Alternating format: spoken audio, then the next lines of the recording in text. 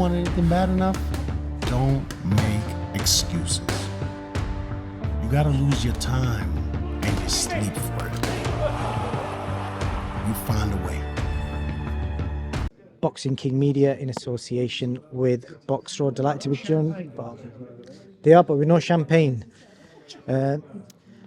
Mr. Warren, it's a pleasure as always. We're at the launch press conference for Joyce's comeback, Nathan Heaney's first defence. We'll start with Joe. Just talk to me a little bit about the decision making going into picking Cash Ali as the opponent. Well, he needs a comeback fight. He come off with 2 losses last year, having been on a high. He went from being the most avoided heavyweight to people crying out in some places for him to retire, which I thought was a bit harsh. He had a loss on a cut in a competitive fight, and then the second fight was quite emphatic, the defeat. Prior to that, he'd done a job on Joe Parker, been the first man to knock him out. And then you look, Joe Parker's had 2 tremendous wins. He's now fighting Zhang. So it's a real, as we said at the press conference, some snakes and ladders going on there. People got moving up and down. It was a bit of a year of the snake for him. So this year he's got to re-establish himself. So Cash Ali, as we know, is he's up for it and he fancies it, and we'll see what Joe's got left in the tank. I still think he can get himself back into contention to get involved in the big fights, but we'll see. In your years of boxing, have you ever seen an era where it's been like this, where you mentioned it there? In the last 2 years, we've seen people calling out for AJ, Joseph Parker, Deontay Wilder now, Joyce, saying that they're all shot and they all need to retire. Look, boxing, that's what happens in boxing. Every dog has his day.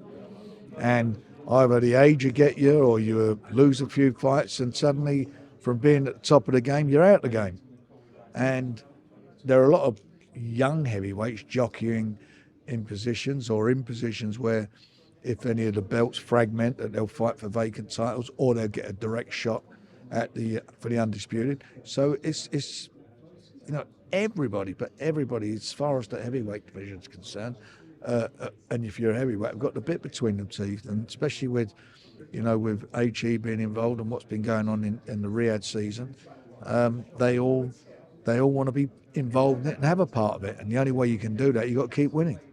And then Nathan Heaney, I followed Nathan's career from the Stoke Hall days, and for him to sign with you was like a childhood dream. But I'm guessing when you signed him, you would have made him all these promises. I'm going to get this for you, get that for you. But you've well and truly delivered for him, got him the fights, got him the British title fight as an underdog, and now he's headlining with an Olympic silver medalist on his undercard. Well, that's exactly right. We did make all these promises, but promises can only be delivered if you keep winning.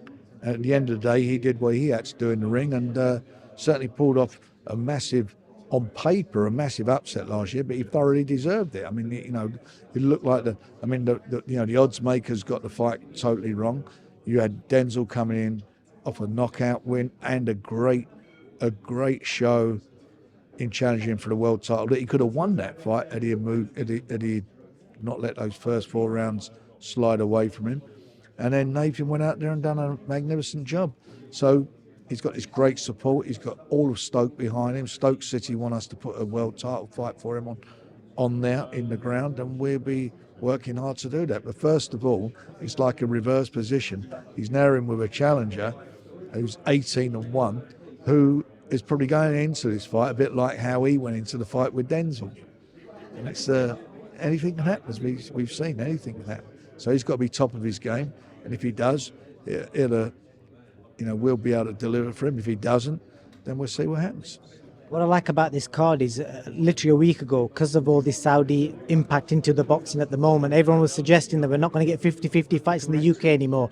And you've gone and delivered, because no fight on this card is a gimme. You've got Dennis McCann in a hard fight, Liam Davis in a hard fight. They're all in good fights, and we put some of our own guys, Queensberry fighters, against Queensberry fighters. And it's not the end of the world for the loser, but the winners, especially that super bantamweight division, that's a really sexy division. Dennis and Brad is a excellent fight, and then you've got Liam, who's the European and British champion, fight for the IBO version against a good, tough opponent. It's a quality fight, and let's see what happens between Dennis and Brad, and then we'll see what goes, whether one of them will go on and fight Liam if he comes through, and if he does, what another great fight that'll be. 100%. We saw a few years ago you signed up a lot of heavyweights, and I think people are probably thinking like, because it's common knowledge to invest in a heavyweight, it's expensive to get the opponents over.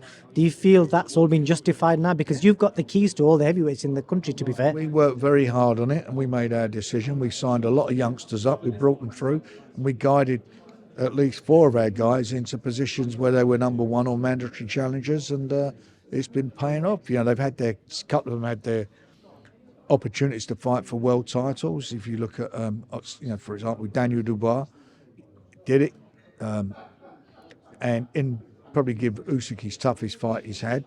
I was disappointed with the ending of the fight, but having said that, he's now come back after a fabulous win in Saudi, where he gritted his teeth and showed everybody what he's all about. So he's back in contention. It can just turn around just like that. I saw a wholesome moment between yourself and Daniel Dubois in the changing rooms as he was getting ready.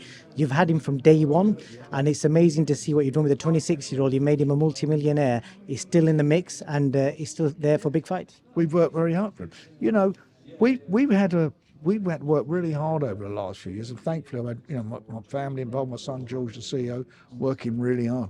When we set up Box Nation, it was tough for us, especially we had a Russian partner who, on the week of the show, was supposed to put in 30 million quid and didn't put it in.